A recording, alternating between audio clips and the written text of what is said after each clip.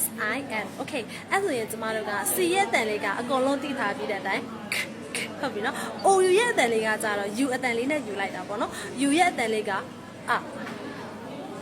ဟုတ်ပြီနော်အဲ့တော့ K လေးနဲ့ပေါင်းမယ်ဆိုရင်ခဟုတ်ပြီ